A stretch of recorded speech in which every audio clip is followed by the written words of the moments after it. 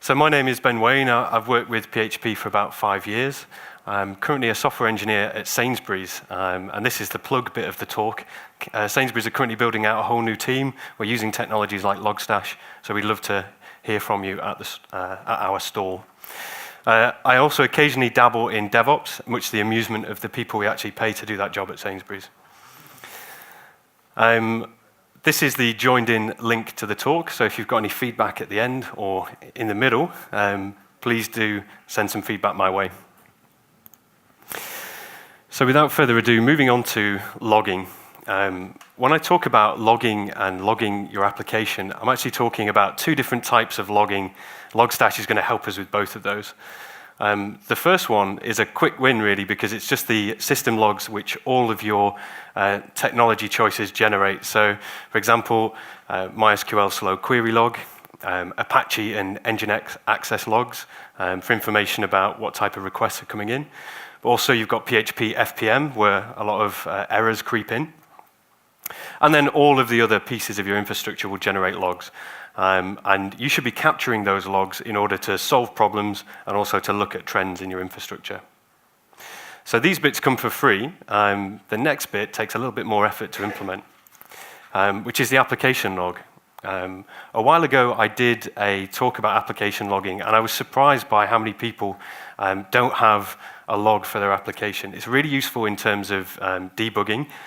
So how do you get information about your application at runtime when you can't just fire up a debugging session? But it's also really useful for looking at trends of your application over time. So what should we be putting in an application log? Well, the first and most important thing is debugging information. So at some point, it'll be 4 o'clock in the morning, some of your servers will be on fire, and you'll be trying to figure out what the hell's going on. So you should be logging errors, and these normally are things like connection to a remote server which isn't there anymore. That could cause an error. Uncaught business exceptions, so perhaps a situation has arisen in your app that you didn't think to handle. Those should be in your log. And also resource exhaustion. How many times have we logged into a server and looked at the log to find out that it tried to allocate some memory that it couldn't because it had run out, or that you'd exceeded the number of file descriptors available? So really important information that you want to log. Narrative information, so information about the kind of method calls that have been made in your system, how long it takes to execute a particular method, all really useful at runtime when you're trying to figure out what's going on. And also event triggers as well. So if you're triggering events with an event dispatcher, it's really easy to hang logging information off of that. And then finally, this one tends to get overlooked, but logging business events in a separate log next to your application is really worthwhile. So Facebook and Etsy are kind of pioneers of this technique. They log these events like purchases, logins, registrations, unsubscribes, things that are important to the business. And they log them, they count them, and then they display that information to the business.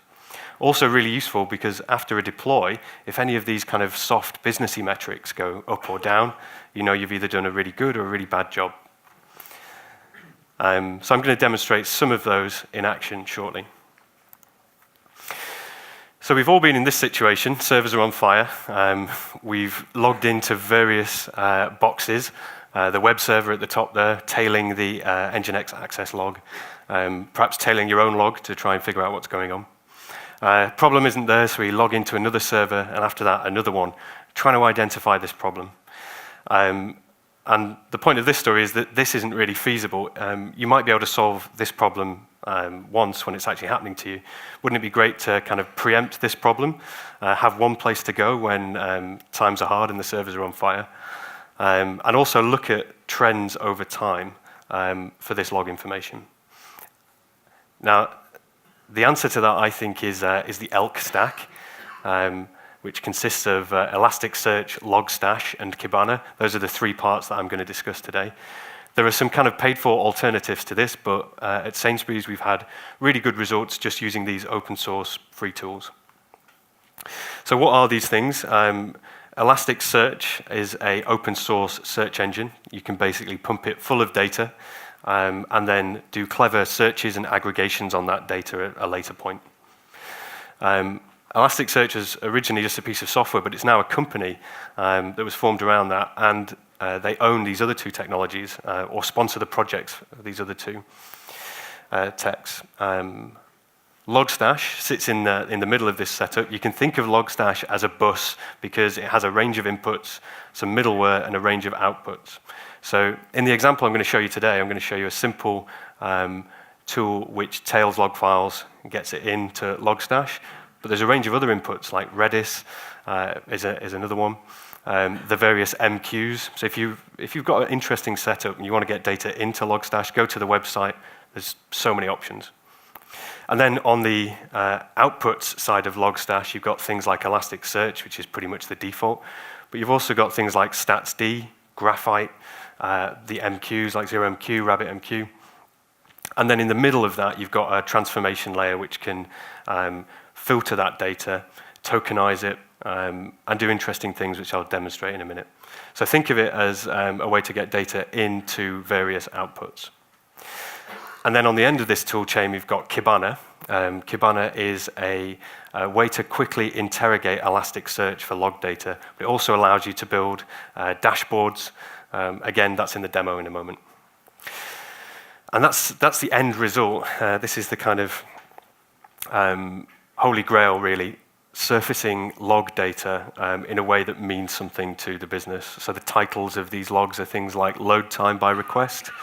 The title here is total bytes per second by extension. So you could imagine that being a critical dashboard for somebody that runs a CDN. And that's what we're going to build about halfway through this presentation. But before getting to that point, we need some way of generating these logs. So I'm going to go back to first principles and talk about how we capture logs in a PHP application. So a while ago, I did that presentation where I showed you lots of different types of ways of logging data, for anything from file put contents into a file, various different logging libraries. But in my old age, I've become a lot more opinionated. And I think Monolog is such a mature product. It's such a pleasure to use. I've been using it for about 3 years. It's the go-to logger for Symfony. I highly recommend you go and have a look at it. And all the examples I'm going to show are in Monolog. So here's what I'm going to show, the basics of Monolog, some important features that make it compatible with Logstash, and a little code snippet on logging business events. So this is all the code which is required to bootstrap a Monolog logger, which is the tool you use to actually get logs into a log file. So there's about 8 lines there, and that really normally just sits in the bootstrap section of your application. So I'm going to go through these, make them a little bit bigger. So the first thing that I do in this bootstrap process is to pick a log level. And I'm going to go through the various log levels in a minute, but at the moment you can think about it as a way of choosing how verbose your log should be. And it ranges from really verbose, I want to know everything about my application, to only surface the most critical events. So why am I doing that using an environment variable rather than using config or hard coding that value? Using an environment variable lets you log into a server, maybe it's a problem server in your infrastructure, and just change the environment just that one server is running in.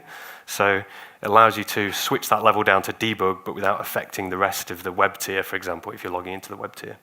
So that's been really useful for us when we're debugging problems with specific machines. And then in the next line, I'm just setting a sensible default for that level, and then creating a new logger, which is the kind of object of interest here. Once you have a logger, you can call various methods to write some logs. So in the next section here, we've got a stream handler and a fingers crossed handler. So handlers are really pointers to some kind of output. So this stream handler at the top here points to a file. And the second argument is a log level, which I've hard-coded. So why have I hard-coded it? That goes against what I just said. So the output here would be any kind of log entry would go into this file. There's no filtering at all. And the reason I hard-coded it there is because this next handler, the fingers crossed handler, wraps another handler and will only let log messages through to it if a log entry of a certain level comes along. So to put that in an example, imagine you have a request where you log 10 debug lines in a row. Normally, you're not going to want to see that information because that request was a success. Storing all that information, why would you bother? But if a critical event happened at event number 11, suddenly all those other 10 log lines become really relevant. So fingers crossed enables us to capture all the data, but only when we need it. So it's a really useful construct.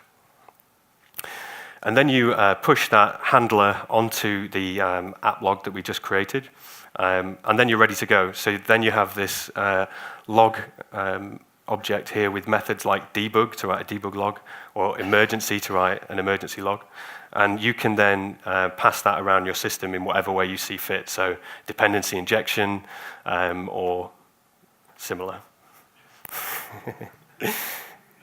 Okay, so that's the basics of creating a logger. So that's useful, but it's much more useful if we follow these next two approaches. So the first one of those is tagging, and it allows you to attach metadata to every single log line that goes through one of the loggers. So metadata could be an IP address, some geodata, the date and time. It allows you to tag all of those with that data, which is useful later on further down the chain. And then there's a formatter. So a formatter, there's so many different log formats. There's like syslog format. Maybe you want to outlog your logs as JSON. So rather than trying to write that logic yourself, you just attach a formatter to do it for you. So let's take a look at these in detail.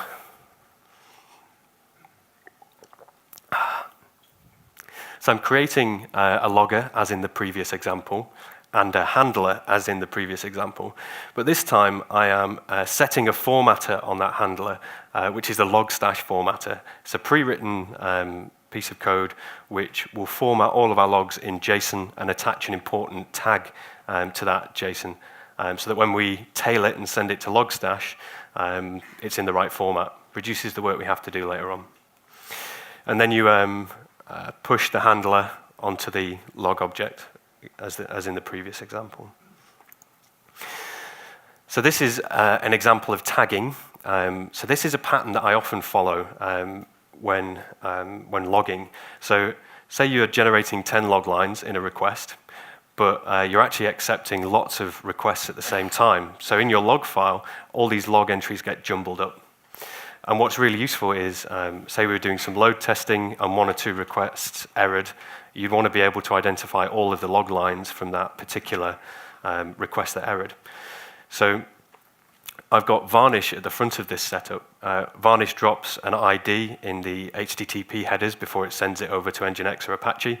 And then here I'm grabbing that ID, feeding it into a tag processor, and pushing that processor onto the log object. So now I've got a unique ID which links all of my logs to a particular request. Very useful. I'm going to demonstrate that later on. So log levels, I've been talking about them in general, but they do have a specific specification. So in RFC 5424, which is one of the more interesting RFCs, it describes it describes a scheme for logging or log levels. At the bottom of that scheme is debug. You're not normally going to want to see these in production, but it's useful in development. Or it's useful if something's going wrong and you need some really granular data. In the middle of that scale is error. So an error could still be kind of isolated to a specific request. It might be an uncaught exception. Something like that, or it could be symptomatic of a wider problem which is affecting more things. But anything from error upwards, like critical conditions, alert, action must be taken immediately, and emergency, system is unstable, it's these kind of messages which should be waking up your ops team and sounding alarms. And then on the side they're represented by codes which are normally in constants in the various log libraries. But with it being a PHP talk, it would be remiss of me not to mention PRS 03, the PHP logging interface standard. So they define the same set of conditions, however they use phrases instead of kind of codes. And Monolog will support both of these things depending on what you want to do. I do think it's a bit kind of like this. We already specified some really useful codes. Why specify another set? So, last kind of thing on logging in PHP now. Earlier on, I mentioned it was really important to log business events. So if you're using the pattern of an event dispatcher, a kind of event-driven system, you're probably doing things like a pre-registration and a post-registration hook, and you can hook various things into that process. If you were to create a separate business logger using the same kind of style that we've just demonstrated, you could hang a log file off of that so that every time we receive a registration event, it logs it in that file that a customer has been registered. Later on, we can push that into Logstash and show some interesting information about real-time business events in our system, things like registrations per minute or amount of money spent in the last hour, that kind of thing. And then at the bottom, just dispatch that event. So that is logging in PHP, or an opinionated view on logging in PHP. How does that fit into the Logstash or the ELK stack? So this is an infrastructure diagram with a web server at the bottom.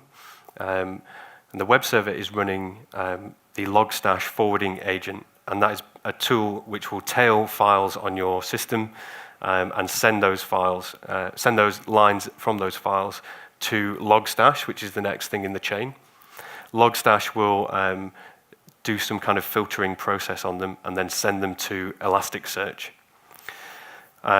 And back at the kind of front end of the infrastructure, you've got Kibana, which is a front end to Elasticsearch.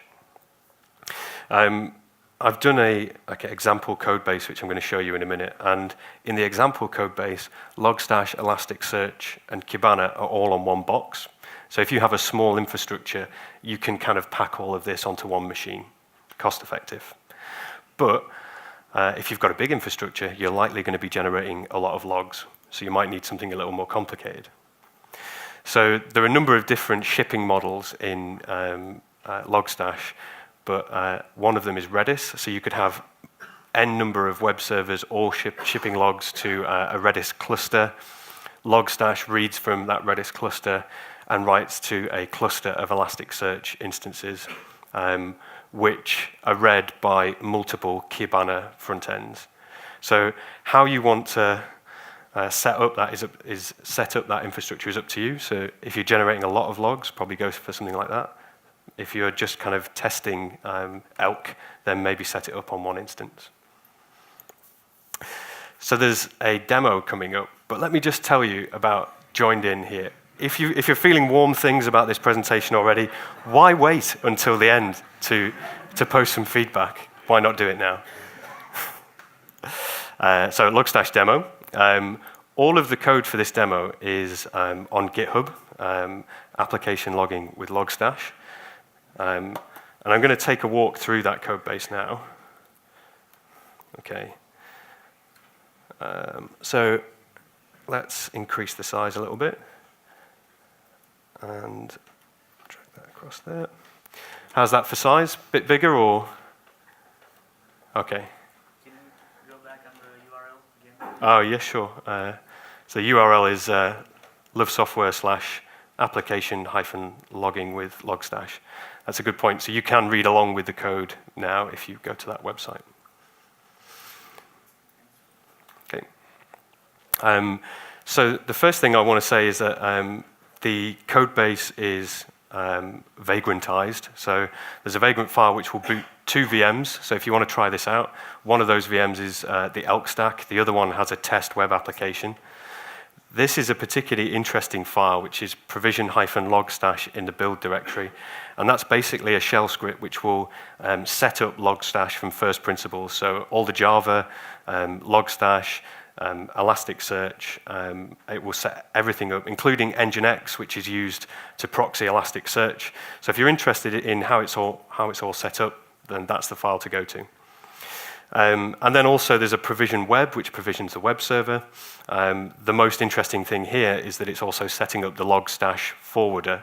So those are the 2 moving parts if you want to join in later on. So in order to demonstrate a logging tool, I need some actual logs. So I'll take you through what this little tiny application does. The first thing it does is on the kind of slash root, it returns a string saying, hello, I'm generating logs as we speak. That's never going to fail. That's going to show us some good logs. And then you'll see here, if I just highlight this section, this is the code that I showed you on the slides earlier on. So this is bootstrapping an instance of Monolog, getting it working with the tag processor and also the Logstash formatter. And then after that, there is this funky piece of code, which defies all kind of testing. It will randomly return either a 404 not found, a 500 with loads of logs, a really latent response. So this one is sleeping, so there's 3 seconds worth of latency here, a normal response, and a bad gateway response. So hopefully it provides us with a little bit of variety to our logs. And then just while I'm here, if you want to play with this after, there is an annotated example of the fingers crossed demo, showing you how to set that up.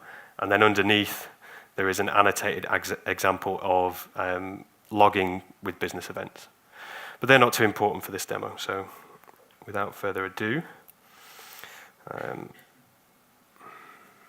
Okay, so I'll zoom out. So this is, when you open Kibana, this is what you get, a screen with some text on. And the first thing you want to do is go to the Logstash dashboard, which is a template Logstash implementation. And then what you get on here is a histogram full of log entries over time. And then you get a list of all the log entries that have been captured. So let's have a look at how this might kind of affect the front end. So here is the front end of the website. So it says, hello, I'm gathering logs. So if I just request this quite a lot, what I'm hoping to see when I go back to Logstash are some Nginx access logs appear there. Okay, last 5 minutes. So you can see, that last view was on like 6-hour view, so you could see I was playing with it earlier on. But right over in the right-hand corner, we've now got some new events in the 5-minute view. And if I kind of drag and drop, if I drag to the right and highlight that, it will reset the time to be something a bit more granular. So let's zoom in a little bit and see what the logs actually look like when they've reached Logstash. So this is a list of all those home pages that I just viewed. You can click on an item here, and I'll just increase the size there again. And when you actually expanded a log item, you can see things like agent, auth, number of bytes in the request, the client IP, the file, host, basically everything that is in the original message here, but it's been tokenized and it's been given meaning by Logstash. So that is useful as a way to quickly interrogate logs. But one of the other goals that I set out at the start of this would be able to isolate faults as they happened. So for that, we need a really ropey endpoint, which is going to give us some errors, which is this flappy endpoint. So I can kind of flick through this. It's going to give me a slow response now, not found, something terrible has happened. So let's get the console open, like so. So the console shows us here, which you can't really see there, and it doesn't magnify with the rest of the screen, but it shows us the error code here. And if we click in it, we can also see the varnish header, because varnish returns that unique ID to the client. Now, armed with that kind of unique ID, we can then go back to Logstash and pull back all of the events that happened in the system that correspond to that ID. So let's get a more interesting one to do that with. Something terrible has happened, generates lots of logs. So let's click through, and then I'll copy this ID over here. And if I do a search for request ID equals, and reset the time. Okay, so you can see now that I've done a search for the request ID in the top corner, and that corresponds to exactly one event here, which is, or a number of events because I've been clicking through. And that request ID is present here. So it's come through in the, it's come through as a token here in the log response. So if I want to then do a search for everything that contains a reference to that number, then I can see now that I've got 1, 2, 3, 4, 5 different logs.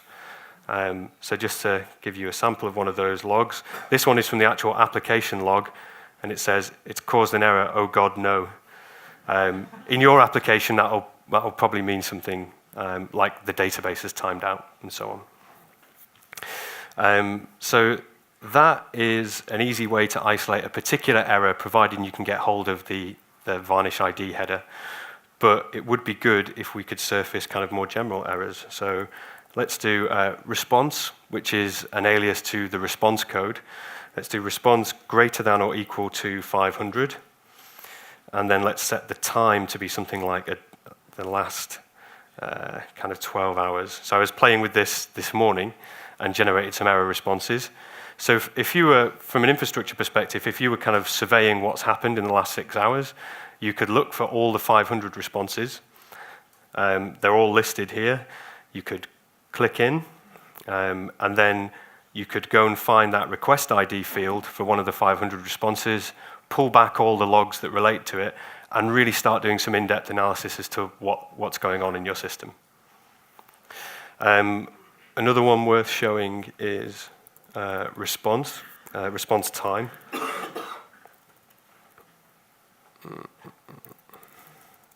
Greater than 1. Yeah. So in the demo code, I show this in the GitHub repository. I've added some custom headers. One of those is upstream response time. So that tells you how long PHP is spending with your code. So this graph shows anything greater than 1 second worth of time has been spent there. Okay.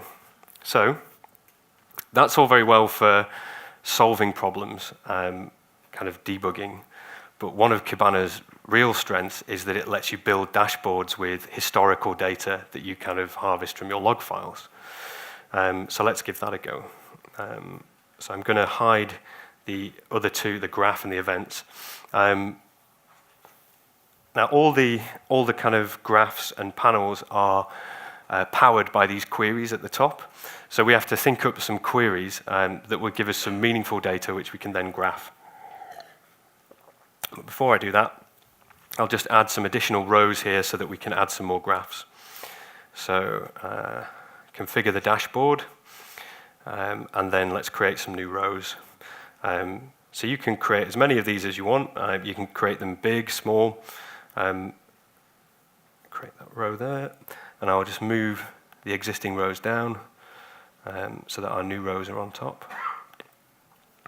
Okay, if I save that now, we've got some blank space there that we can hopefully fill with some interesting data.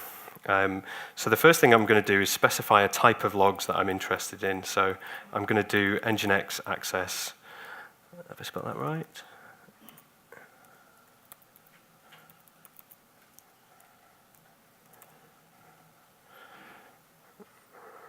Okay, yes, I did spell that right.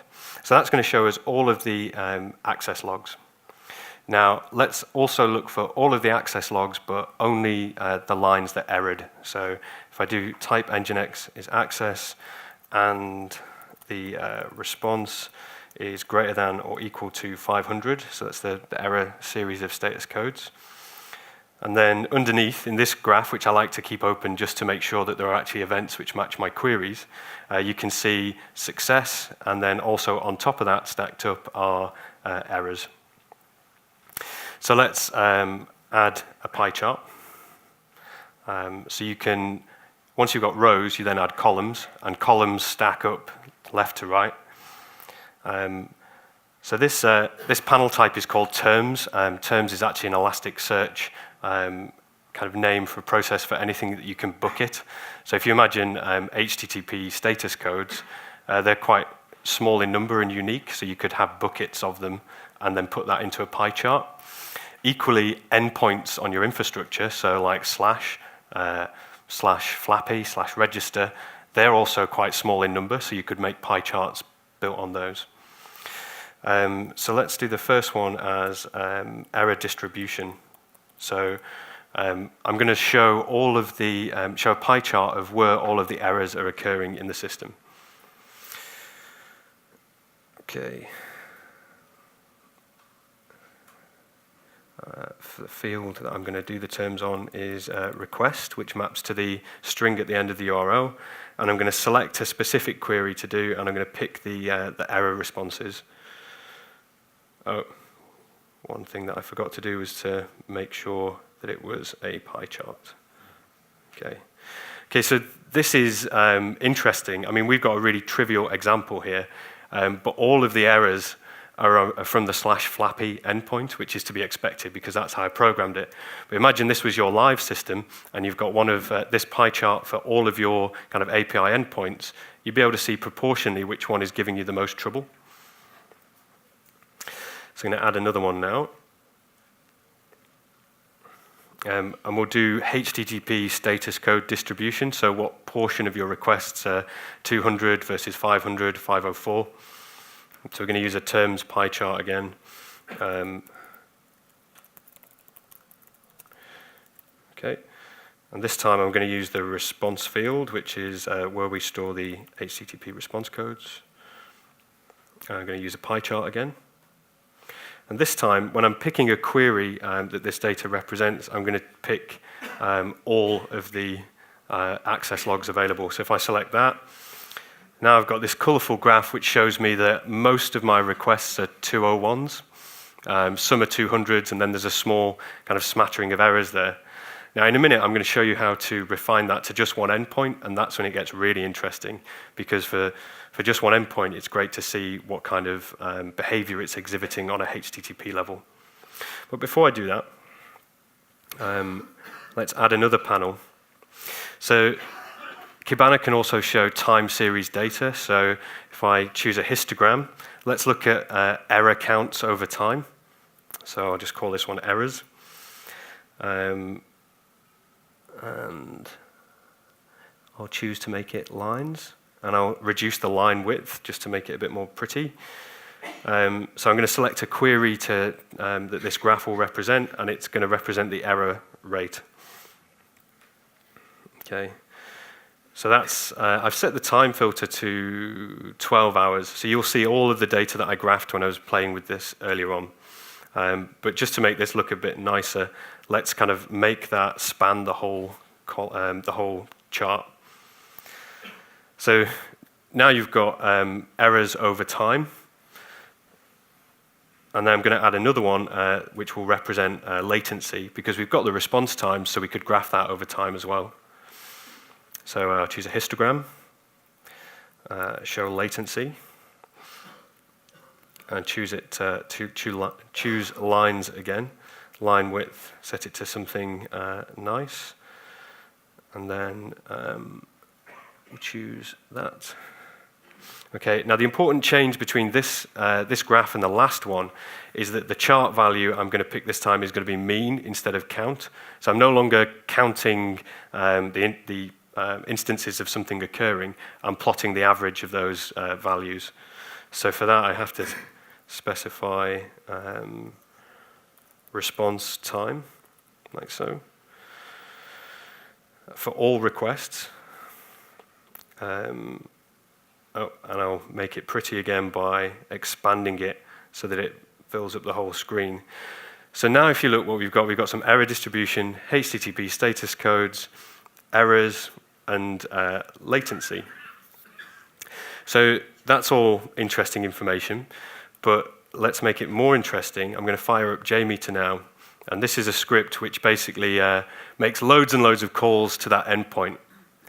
So I've been looking in the past at the moment, kind of 12 hours ago, but now if I set this graph to be the last 5 minutes, and I set it to auto-refresh, so JMeter is hopefully generating a lot of traffic which should appear on these graphs shortly.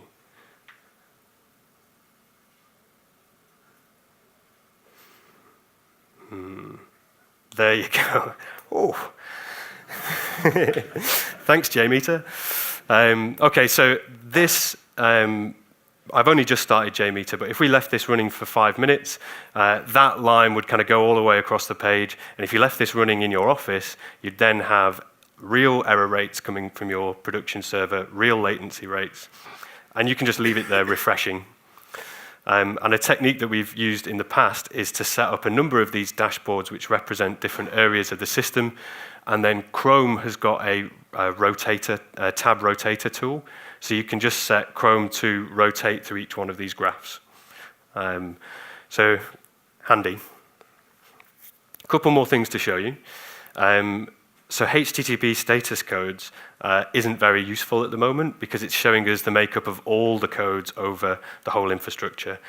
If we create a new query, and this time we'll go for type of records Nginx, access logs, and we'll do request is for Flappy, the Flappy endpoint. Okay, so we've now got a query which is in blue here, which represents just the request which went to a particular endpoint. And now if I configure that chart and tell it to use the new query, which is this Flappy one, I now get a much more interesting and relevant graph. So here we've got a graph which is showing the distribution of status codes for a particular endpoint in the last 5 minutes. So you can see there's a nice healthy chunk of 200s, but there's also a bit of a fat slice of 500s as well. So that would be ringing alarm bells for the development team. You can also change the colors here. So if this errors one, for example, could be red. If I close that, aesthetically now that looks a lot more error-like. And then you can pin these queries as well. So pinning them makes them smaller. And then you can also hide the query bar as well, so it makes it really dashboard-like. And there's one last kind of graph that I will show you, which is quite useful. It's called Spark Lines. Apparently, this one is experimental. So Spark Lines show you a graph with no axes, but it's updated over time, so it shows you the shape of data. So let's select this Flappy. Am I doing? Let's do it all for the moment. Okay. So this Sparks thing. So what I haven't done there is select an appropriate query, but it will work on any query that we've done so far. So this one's particularly useful for response time data. So you could have all of your API endpoints in the query box up there showing response time and graph it in a little box like that. And you can then kind of label them as well. So if I pick something like all here and press close, then that makes its way onto the diagram as well. It's quite useful. So that is the live demo. Pretty pleased nothing exploded. Okay, live demo over. Let's get back to logging. These were just in case it broke. Look, don't have to use those today. So what I showed you there was the output of that process, basically reading from Elasticsearch. Logstash comes into its own as a layer of getting events into Elasticsearch. So how does it achieve that? So I've spoken a little bit about the Logstash forwarder. This is what it looks like to configure. Until recently, you could apt-get install it. Now you have to compile it from source. Don't know why. You just specify a server endpoint for your Logstash instance, a timeout. You have to send all of the log entries over SSL. And then you've got an array of files or groups of files that the forwarder will then tail and send back to Logstash. The important thing in this diagram, or in this config file, is this field section here. And I'm adding a type field, and the type field is really important in Logstash because it lets us differentiate between different types of logs. And that nginx-access is what I was just using to kind of narrow down all the data to just the nginx access logs. So remember to put that in there. Now, Logstash processing itself, this is on the Logstash machine rather than on the web machine, has got a input, a filter, and input, filter, and out section. The input section is really simple. It's just opening up a port for us to throw all that data towards, together with some SSL config. But at this point, you could also specify something like Redis, and it will use Redis lists and Redis queues to kind of ingest from a Redis cluster. And then you have a filter section. This is probably the most important section of the Logstash config, because it allows you to say that if the type field is equal to a certain type, then do this list of things. And in this case, this list of things contains a Grok filter.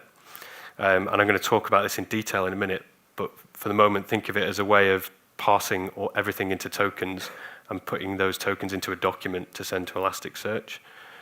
So that's really important. You'll find yourself doing this all the time. And then this date action here is also very important, because by default, Logstash will take information in and it will timestamp it with the data that the date time it was ingested, which is no good for us, because if we're ingesting access logs, we want to know the time the server accepted the request, not the time that Logstash ingested it. It's even more important if you're going to backfill all of your log data from your existing Nginx instances into this, because otherwise it will look like all that traffic happened like today. And then there's an output section. So the output section in this case is really simple. It's just Elasticsearch. Logstash takes care of creating indexes. Kibana takes care of reading those indexes, kind of following a naming convention that they've both agreed on. So that's the only line for output.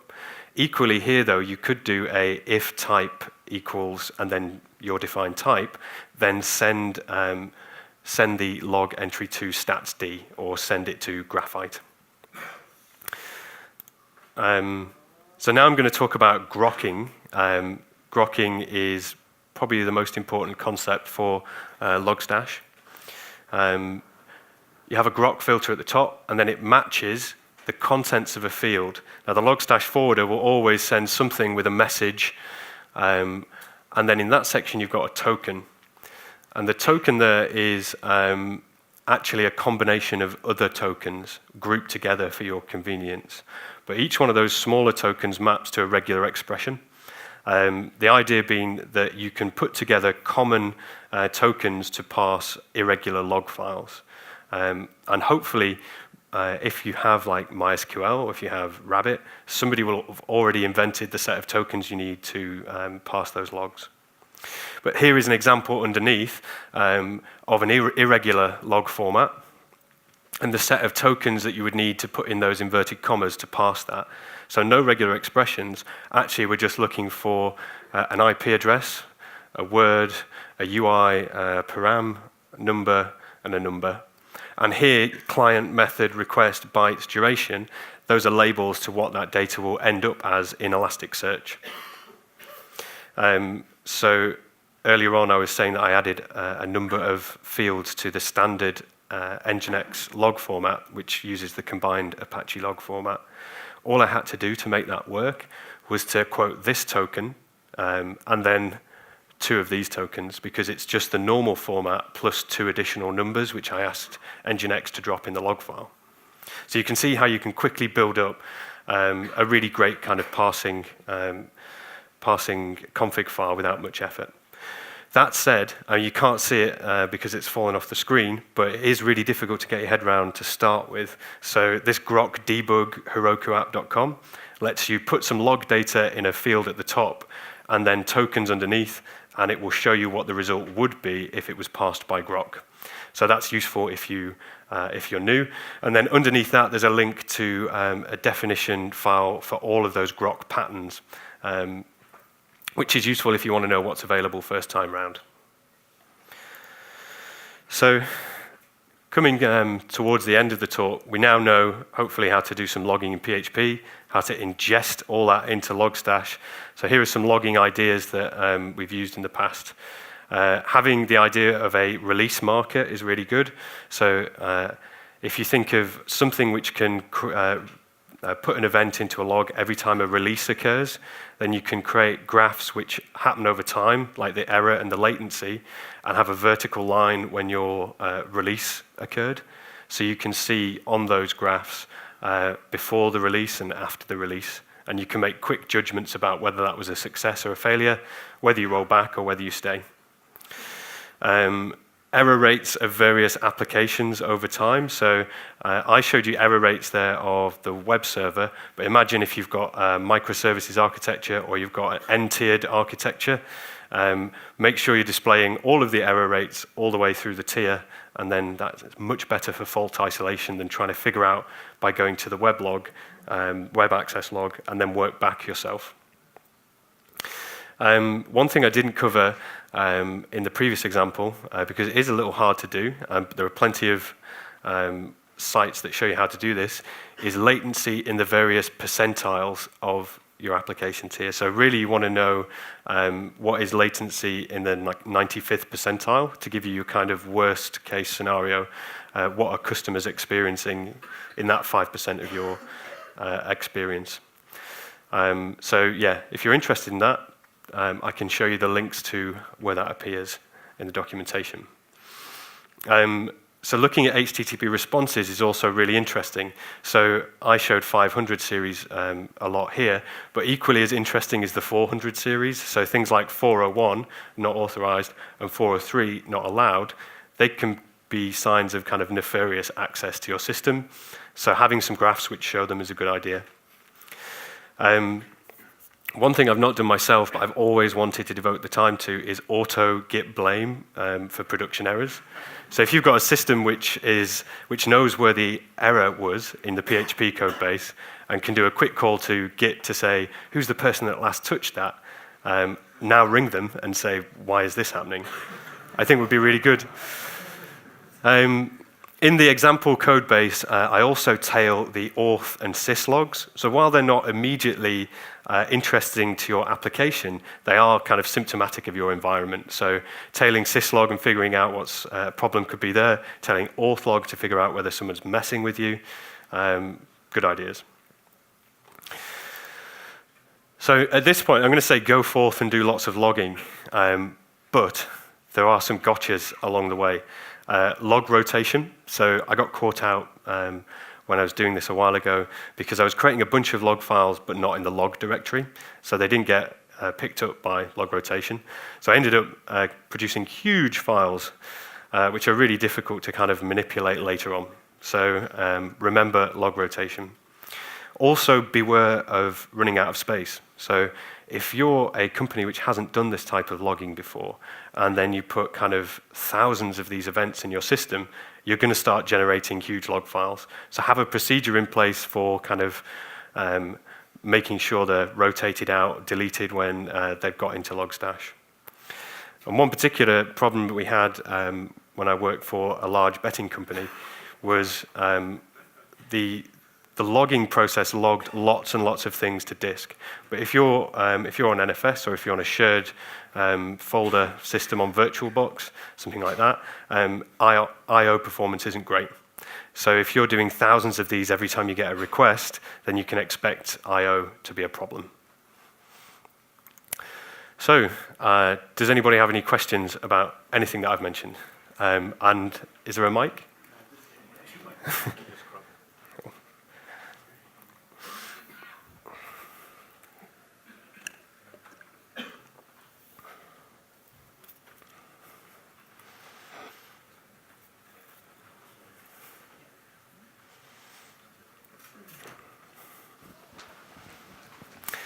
Okay, first question. Hi, hello. Hi. I have a question about I/O.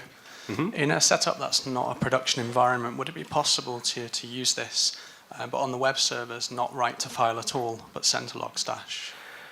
Yeah, so there are other options other than using the file shipper, which is the standard configuration. Yep. So any of the kind of MQs, RabbitMQ or ZeroMQ, you can do it via syslog. So syslog can send logs via UDP without writing them to a file. Yep. There's literally, I don't know whether I can just show you on the Logstash docs, just to give you a scale of when I talk about it as a bus, ins and outs and filters, there's just so much there. So on the input section, file, exec, what's that one? IMAP, Lumberjack was what I showed you before, Log4j, Redis, S3, standard in. There's just so many different ways that you can get data in, and so many different ways you can push it out. Sure. Okay. Thank you. Thank you very much. Sure. Any other questions? So there's a gentleman in the white shirt here. Very good talk, thank you. Thank you. You talked about at the end about running out of space, and I think you meant on the application servers. Yes. Presumably you don't have infinite storage in Elasticsearch, is it? And so what's your strategy for kind of pruning this big mountain of logs? Yep, that's quite a good question, and I think I've just, in the rush to get to the end, just skimmed over that completely, so thanks for asking. Logstash will create an index for every day. So one tactic to quickly get rid of a lot of old log data that you might not want would be to delete the indexes created a year ago. You can also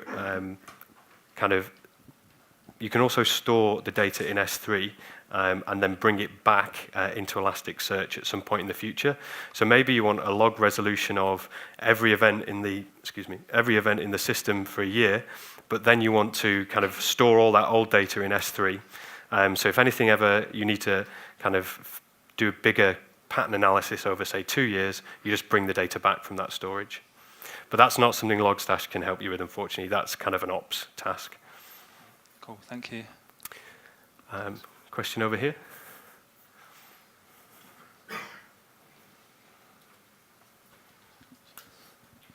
Yeah, thanks for the talk again. I was just wondering about logging on more of the front end. So you've got all your JavaScript code written, and you want to start logging that, and maybe the response time that the end customer sees from what is still loading on the JavaScript for all the resources and assets, and whether you had that in place where you are, and whatever kind of caveats there are in and around that kind of process. So I'm going to have to say I've got not much knowledge of that area. I'm so server-side, I like all my websites to be rendered in JSON and nothing else. But I appreciate there is a market for that kind of logging, but I don't know what it is. I'm sorry. Okay, cheers.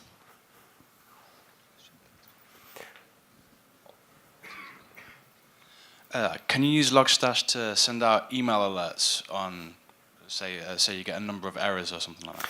Yeah, so I think you can. One of the kind of outputs here is email. Whether or not you'd want to is a different matter. So I guess you could write the config file that would do that. But equally, you could just send an event to any kind of ops phone call system and have them do it. So yes, I would probably, given a number of events that get sent via Logstash to your ops alerting system, the thresholds and the logic could be in there rather than in Logstash.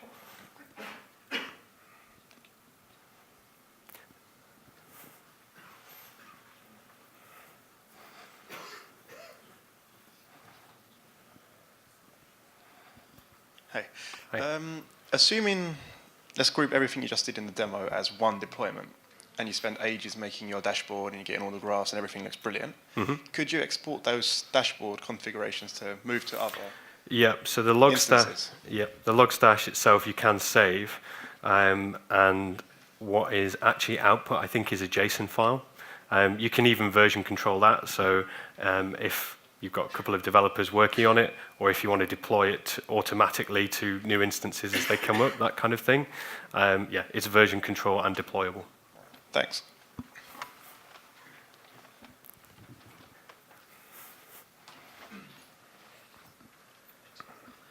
I have a question.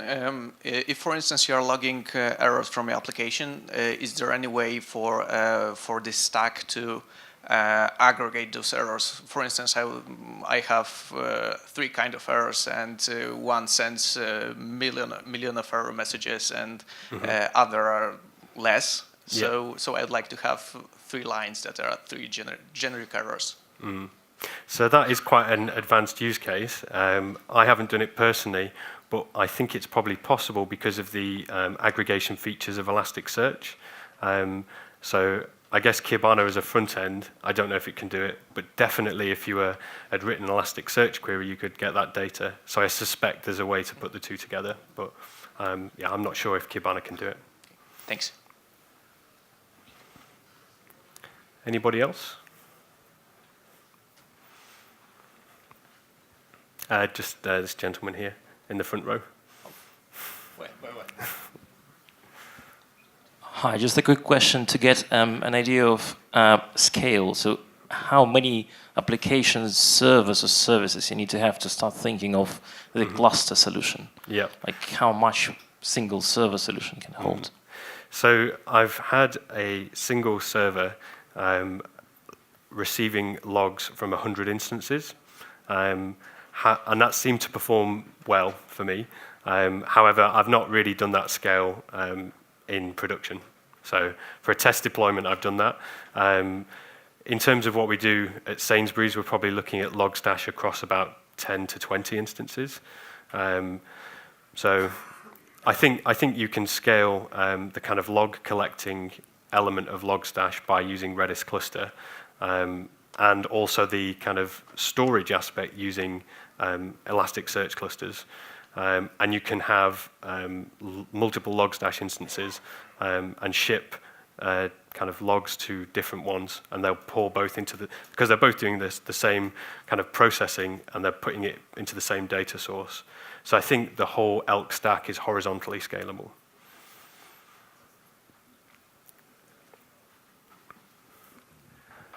Any more questions? Just a quick practical thing.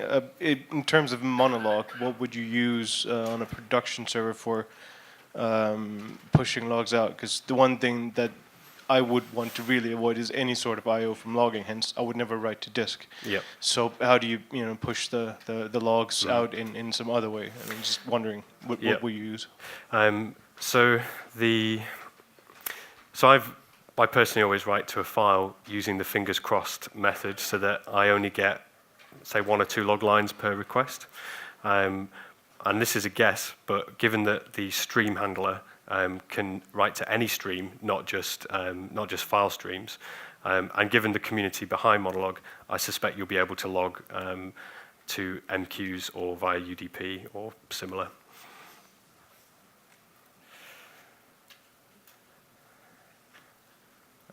This lady over here.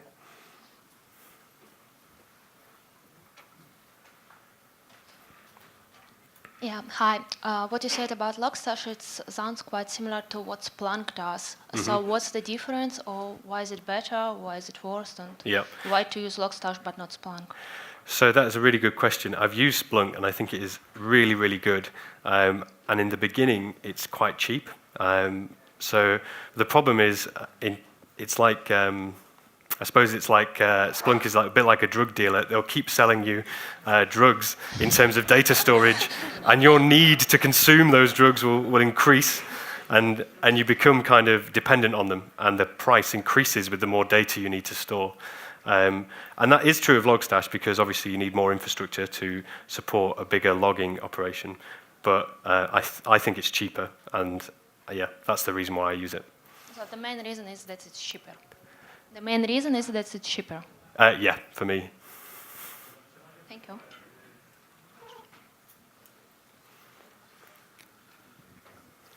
I was just wondering whether Logstash will actually pick up abnormal behavior from trends, and whether you can use that to alert yourself with. Yeah, so one thing that I didn't show is the trends graph here. So you can set up a query which would highlight anomalous behavior. Say, number of declined credit card transactions, and you can show in a kind of stock ticker way percentage up and down over a particular time. So if you had a kind of separate dashboard to this, which just had the stock ticker metrics on, you'd written queries which surface that anomalous behavior, you could very easily then see kind of green for red for going up, green for going down. So on the Kibana side, that's probably what I'd recommend there. Okay, thank you.